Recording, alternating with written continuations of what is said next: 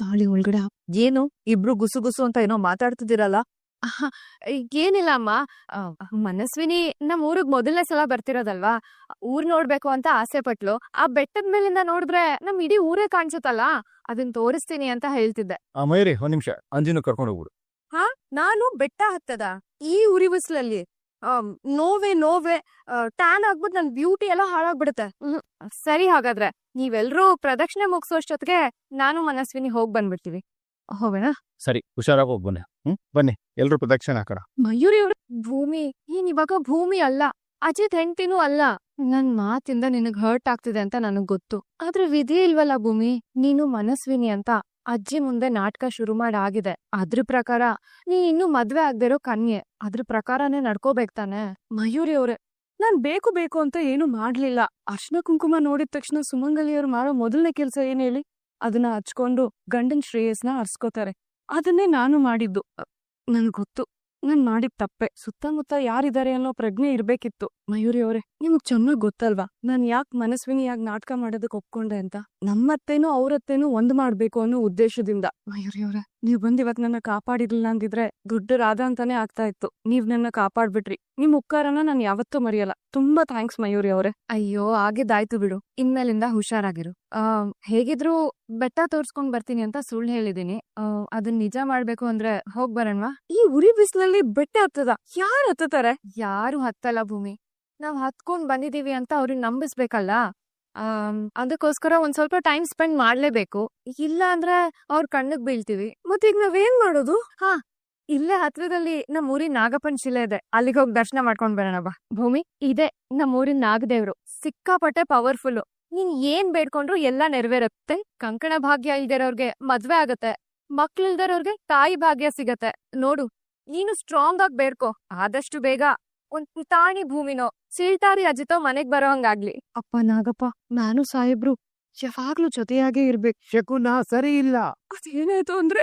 ನಾನ್ ಯಾರು? ಗೊಂದಲ, ಮದುವೆ ಗೊಂದಲ, ಭವಿಷ್ಯ ಗೊಂದಲ. ಇಷ್ಟೆಲ್ಲ ಗೊಂದಲಗಳ ನಡುವೆ ಕಾಪಾಡಿದವನು, ಕೈ ಹಿಡಿದವನ ಪ್ರಾಣನು ಗೊಂದಲದಲ್ಲಿದೆ. ಉಳಿತಾನ ಅನ್ನೋದು ಪ್ರಶ್ನೆ. ಭೂಮಿ, ಇವ್ರು ನಮ್ ಊರಿನ ಜನ ವಿಚಿತ್ರ ಸ್ವಾಮಿಗಳು ಅಂತ ಕರೀತಾರೆ. ಯಾಕಂದ್ರೆ ಅವ್ರು ಯಾರನ್ನು ಮಾತಾಡ್ಸೋದಿಲ್ಲ. ಮಾತಾಡ್ಸೋರ್ಗೆ ಉತ್ತರನೂ ಕೊಡಲ್ಲ, ಭಿಕ್ಷೆ ಬೇಡಲ್ಲ. ಏನಾದ್ರೂ ಕೊಟ್ರೆ ಮುಟ್ಟೋದು ಇಲ್ಲ. ಅವ್ರಾಗವ್ರೆ ಯಾರ್ ಮನೆ ಮುಂದೆ ಆದ್ರೂ ಹೋಗಿ ನಿಂತು ಓಂ ನಮ ಶಿವಾಯ ಅಂದ್ರೆ ಸಾಕು, ಆ ಮನೆಯವರು ಅದನ್ನ ಸೌಭಾಗ್ಯ ಅಂತ ನಂಬ್ತಾರೆ. ಸ್ವಾಮಿಗಳಿಗೆ ಊಟ ತಿಂಡಿ ಕೊಟ್ಟು ಕಾಲಕ್ ಬೀಳ್ತಾರೆ. ಸ್ವಾಮಿಗಳು ಆಗ್ಲೂ ಅವ್ರನ್ನ ಮಾತಾಡ್ಸೋದಿಲ್ಲ. ಅಕಸ್ಮಾತ್ ಆಗಿ ಅವ್ರು ಯಾರನ್ನಾದ್ರೂ ನೋಡಿ ಏನಾದ್ರೂ ಹೇಳ್ಬೇಕು ಅಂತ ಅನ್ಸಿ ಹೇಳಿದ್ರು ಅಂದ್ರೆ 100% ಅದು ನಡೆಯುತ್ತೆ. ಈಗ ನಿನ್ನ ನೋಡಿ ಅವ್ರು ಏನ್ ಹೋದ್ರು ಅಂತ ನನಗೂ ಪೂರ್ತಿಯಾಗಿ ಅರ್ಥ ಆಗಿಲ್ಲ. ಆದ್ರೆ ಅಜಿತ್ಗೆ ಇನ್ನು ಅಪಾಯ ಇದೆ ಅನ್ನೋದ್ ಮಾತ್ರ ಅರ್ಥ ಆಯ್ತು. ಭೂಮಿ, ಹಲೋ ಸತ್ಯಣ್ಣ. ಏನಮ್ಮ ನೀನು ಹೋದಾಗಿಂದ ಒಂದು ಫೋನ್ ಇಲ್ಲ, ಮೆಸೇಜ್ ಇಲ್ಲ. ಅಲ್ಲ, ನಾನ್ ಟ್ರೈ ಮಾಡಿದ್ರು ಕೂಡ ನೆಟ್ವರ್ಕೇ ಸಿಗ್ತಿಲ್ಲ. ಏನಾಗ್ತಿದೆ? ಊರ್ಲೆಲ್ಲ ಆರೋಗ್ಯವಾಗಿದಾರ? ನಿಂಗವಜ್ಜಿ ಹೇಗಿದ್ದಾರೆ? ಅವ್ರ ಆರೋಗ್ಯ ಸರಿ ಹೋಯ್ತಾ? ಸತ್ಯಣ್ಣ, ಅದನ್ನೆಲ್ಲ ನಾನು ನಿಮ್ಮ ಹತ್ರ ಆಮೇಲೆ ಮಾತಾಡ್ತೀನಿ.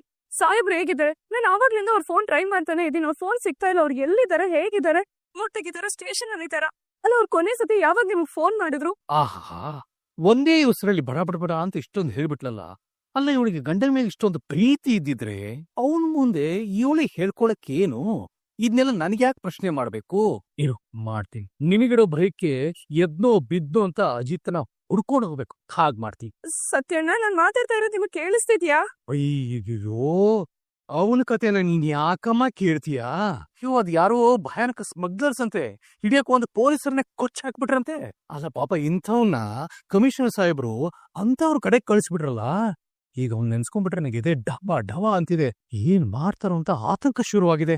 ಸತ್ಯಣ್ಣ, ಈಗೆಲ್ಲ ಅಪ್ಸೆಟ್ನ ಮಾತಾಡ್ಬೇಡಿ ನೀವು. ನೋಡಿ, ನಮ್ ಸಾಹೇಬ್ರಿಗೆ ಏನೂ ಆಗಲ್ಲ. ನನ್ ಪ್ರಾಣ ಕೊಟ್ಟಾದ್ರು ನಮ್ ಸಾಹೇಬ್ರ ಪ್ರಾಣ ನಾನ್ ಕಾಪಾಡ್ತೀನಿ. ಸತ್ಯಣ್ಣ, ಒಂದ್ ವೇಳೆ ನಮ್ ಸಾಹೇಬ್ರಿಗೆ ಏನಾದ್ರು ಆದ್ರೆ ನಾನಂತೂ ಜೀವಂತವಾಗಿರಲ್ಲ. ಕಟೆ ಮಾಡಿಬಿಟ್ಲಲ್ಲ. ನಾನೇನೋ ಗೋಳಾಡ್ಸೋಣ ಅಂತ ಹೀಗಂದೆ.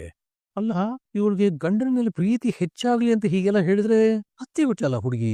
ಹಬ್ಬದ ದಿನ ತಂಗಿನ ಸುಮ್ಮನೆ ಅಳಿಸ್ಬಿಟ್ಟೆ. ಭೂಮಿ, ಯಾಕೆ ಇಷ್ಟೊಂದು ಪ್ಯಾನಿಕ್ ಆಗಿದ್ಯಾ? ಅಜಿತ್ಗೆ ಏನು ಆಗಲ್ಲಮ್ಮ, ಧೈರ್ಯವಾಗಿರು.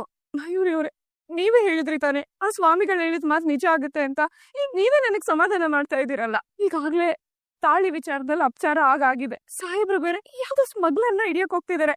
ಆ ಸ್ಮಗ್ಲರ್ಗೆ ಇವ್ರು ಪೊಲೀಸ್ ಅಂತ ಗೊತ್ತಾದ್ರೆ ಸಾಯಿಸೇ ಬಿಡ್ತಾರಂತೆ. ಒಬ್ಬ ದೇವ್ರೆ, ನಮ್ ಸಾಹೇಬ್ರಿಗೆ ಏನು ಆಗದೆ ಇರೋಗೆ ನೀನೇ ಕಾಪಾಡಪ್ಪ. ಈ ತಾಳಿ ವಿಚಾರದಲ್ಲಿ ಏನಾದ್ರೂ ಪರಿಹಾರ ಇದ್ರೆ ನೀನೇ ನಂಗೆ ಹೇಳಪ್ಪ. ನನ್ ಉಸಿರು ತಗೊಂಡ್ರು ಪರವಾಗಿಲ್ಲ, ನನ್ ಸಾಹೇಬ್ರಿಗೆ ಏನು ಆಗ್ಬಾರ್ದು. ಭೂಮಿ ನಿಂತ್ಕೋ. ಯಾವನು ಅಜಿತ್ ಅಂತೆ ನಮ್ಮ ಹಿಡಿಯಕ್ಕೆ ಕಮಿಷನರ್ ಸ್ಪೆಷಲ್ ಆಗಿ ಅವನ್ನ ಕಳಿಸಿದಾರಂತೆ. ಸೊ ನಮ್ ಕೆಪಾಸಿಟಿ ಏನು ಅಂತ ತೋರಿಸ್ಬೇಕು. ಸೊ ಅವನ್ನ ನೀಟಾಗಿ ಕೊಲೆ ಮಾಡಿ ಕಮಿಷನರ್ಗೆ ಪಾರ್ಸಲ್ ಕಳ್ಸ್ಕೊಡಿ. ಇವನೇ ಅವನು. ಇವತ್ತೇ ಗಿಫ್ಟ್ ನ ಪ್ಯಾಕ್ ಮಾಡ್ತೀವಣ್ಣ. ಭೂಮಿ ಭೂಮಿ ಪ್ಲೀಸ್ ಅಳ್ಬೇಡ. ನೋಡು, ಸತ್ಯವಾನನ್ ಪ್ರೀತಿಗೆ ಹೆದ್ರಿ ಸಾವಿತ್ರಿ ಮುಂದೆ ಯಮಧರ್ಮರಾಜನೇ ಸೋಲ್ಲಿಲ್ವಾ, ಹಾಗೆ ನಿನಗೆ ಅಜಿತ್ ಮೇಲಿರೋ ಪ್ರೀತಿನೂ ಅಂತದ್ದ. ಸ್ವಾಮಿಗಳು ಹೇಳ್ದಾಗೆ ಅಜಿತ್ಗ್ ಏನೇ ಅಪಾಯ ಇದ್ರು ಈ ನಿನ್ ತಾಳಿನೇ ಅಜಿತ್ನ ಕಾಪಾಡತ್ತೆ ಭೂಮಿ. ಆದ್ರೆ ಮಯೂರಿ ಅವ್ರೆ, ಈ ತಾಳಿನ ತುಂಡಾಗ್ ಹೋಗಿದ್ಯಲ್ಲ. ಅದನ್ನ ಯಾರಿಗೂ ಗೊತ್ತಾಗ್ದಾಗ ಇಟ್ಕೋ. ಹೇಗಿದ್ರು ಈಗ ನಿನ್ ಮನಸ್ವಿನಿ ಅಲ್ವಾ, ತಾಳಿ ಎಲ್ಲಿ ಅಂತ ಯಾರು ಕೇಳಲ್ಲ. ಹೋಗ್ತಾ ದಾರಿಲಿ ನನ್ಗೊಬ್ರು ಆಚಾರಿ ಪರಿಚಯ ಇದಾರೆ. ಅವ್ರ ಕೈಗೆ ಇದನ್ ಕೊಟ್ರೆ 10 ನಿಮಿಷದಲ್ಲಿ ರೆಡಿ ಮಾಡ್ಕೊಟ್ಬಿಡ್ತಾರೆ, ಮತ್ತೆ ನಿನ್ ಕೊಳ್ಳಿಗ್ ಹಾಕೊಳ್ಳು ಅಂತ. ತುಂಡಾಗಿರೋ ತಾಳಿನ ಬೇಕಾದ್ರೆ ಅಂಟಿಸ್ಬೋದು, ಆದ್ರೆ ನನ್ ಗಂಡಂಗ್ ಎದುರಾಗಿರೋ ಅಪಾಯನ ಯಾರ್ ನಿವಾರಣೆ ಮಾಡ್ತಾರೆ? ಒಂದ್ ಕೆಲ್ಸ ಮಾಡೋಣ, ಸಂಗೀತ ಅತ್ತೆ ಹತ್ರ ನಡೆದ್ ವಿಷಯ ಹೇಳೋಣ.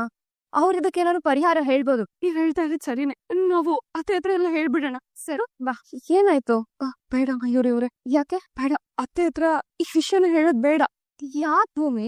ಮಗನಿಗೆ ಹುಷಾರಿಲ್ಲ ಅಂದ್ರೇನೆ ನನ್ ಅತ್ತೆ ಊಟ ತಿಂಡಿ ನೀರು ಬಿಟ್ಟು ಮಗನ್ಗೋಸ್ಕರ ಕಾವಲು ನಿಂತ್ಕೊಂಡ್ ಕಾಯ್ತಾರೆ. ಅಂತದ್ರಲ್ಲಿ ನನ್ ತಾಳಿ ತುಂಡಾಗಿದೆ. ಆ ಗುರುಗಳು ಈ ರೀತಿ ಎಲ್ಲ ಹೇಳಿದಾರೆ ಅಂತ ಗೊತ್ತಾದ್ರೆ ಅಷ್ಟೇ, ಅತ್ತೆಗೆ ಇದನ್ನೆಲ್ಲ ತಡ್ಕೊಳ್ಳೋ ಶಕ್ತಿ ಅಂತೂ ಇಲ್ಲ. ನಾನು ಈ ವಿಷಯ ಹೇಳೋದ್ರಿಂದ ಅತ್ತೆಗೆ ಏನಾದ್ರೂ ಆಗ್ಬಿಟ್ರೆ ಬೇಡ. ಬೇಡ ಮಯೂರಿ ಅವ್ರೆ, ನಾವ್ ಅತ್ತೆಗೆ ವಿಷಯ ಹೇಳೋದ್ ಬೇಡ. ಹಾಗೆ ಇನ್ನೊಂದ್ ವಿಷಯ ನೋಡಿ, ಈ ವಿಷಯ ನಮ್ಮಿಬ್ರು ಮಧ್ಯಾಹ್ನ ಇರ್ಬೇಕು. ಇದು 3ನೇವ್ರ ಬಾಯಿಗೆ ಸೇರ್ಬಾರ್ದು. ನೀವ್ ಯಾರಿಗೂ ಹೇಳಲ್ಲ ಅಂತ ನನಗ್ ಮಾತ್ ಕೊಡಿ. ಆಯ್ತು, ನಾನ್ ಯಾರಿಗೂ ಹೇಳಲ್ಲ. ಥ್ಯಾಂಕ್ ಯು ಮಯೂರಿ ಅವ್ರೆ. ಮಯೂರಿ ಅವ್ರೆ, ಆ ಸ್ವಾಮಿಗಳು ನಮಗ್ ಸಿಕ್ಕಿದ್ರಲ್ಲ, ಅವ್ರು ಎಲ್ ಸಿಗ್ತಾರೆ? ನಾನು ಅವ್ರನ್ನ ಭೇಟಿ ಆಗ್ಬೇಕಿತ್ತು. ಅಯ್ಯೋ, ಅವ್ರ ಕಾಲ್ ಒಂದ್ ಕಡೆ ನಿಲ್ಲಲ್ಲ ಭೂಮಿ. ಒಂದ್ಸಲ ದೇವಸ್ಥಾನದ ಕಟ್ಟೆ ಮೇಲೆ ಕೂತಿರ್ತಾರೆ, ಇನ್ನೊಂದ್ಸಲ ನೋಡಿದ್ರೆ ಅರಳಿ ಮರದ ಬುಡದ ಹತ್ರ ಕೂತ್ಕೊಂಡಿರ್ತಾರೆ, ಮತ್ತೊಂದ್ಸಲ ಕೆರೆ ದಡದಲ್ಲಿ ಧ್ಯಾನ ಮಾಡ್ತಿರ್ತಾರೆ. ಅವ್ರ ಇಂಥ ಕಡೆನೆ ಸಿಗ್ತಾರೆ ಅಂತ ಹೇಳೋದ್ ಕಷ್ಟ. ಇಷ್ಟಕ್ಕೂ ನೀನ್ ಯಾಕೆ ಅವ್ರನ್ನ ಮೀಟ್ ಮಾಡ್ಬೇಕು? ಮಯೂರಿ ಅವ್ರೆ, ಸಮಸ್ಯೆ ಹೇಳಿದ ಸ್ವಾಮಿಗಳಿಗೆ ಪರಿಹಾರನೂ ಗೊತ್ತಿರುತ್ತೆ.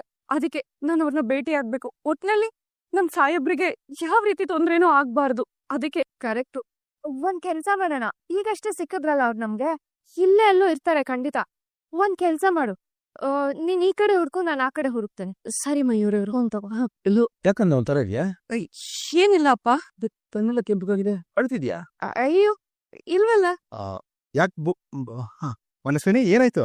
ಏನಿಲ್ಲ ಮಾವ. ಕಂದ, ಯಾರು ಪೋಲಿ ಹುಡುಗರು ಏನಾದ್ರು ಕಾಟ ಕೊಟ್ರ? ಶುಚಿ ಇಲ್ಲ.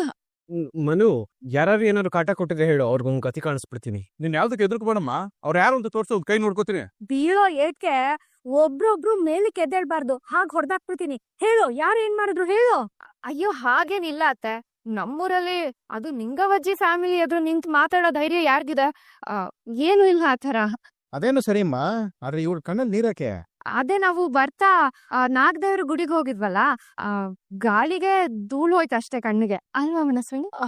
ಅಷ್ಟೇ ಅಷ್ಟೇ ಅಪ್ಪ. ಬನ್ನಿ. ಅಯ್ಯೋ, ಈ ಸಾಹೇಬ್ರಿಗೆ ಮಧ್ಯಾಹ್ನದಿಂದ ನಾನು ಫೋನ್ ಟ್ರೈ ಮಾಡ್ತಾ ಇದ್ದೀನಿ, ಕನೆಕ್ಟ್ ಆಗ್ತಿಲ್ವಲ್ಲ.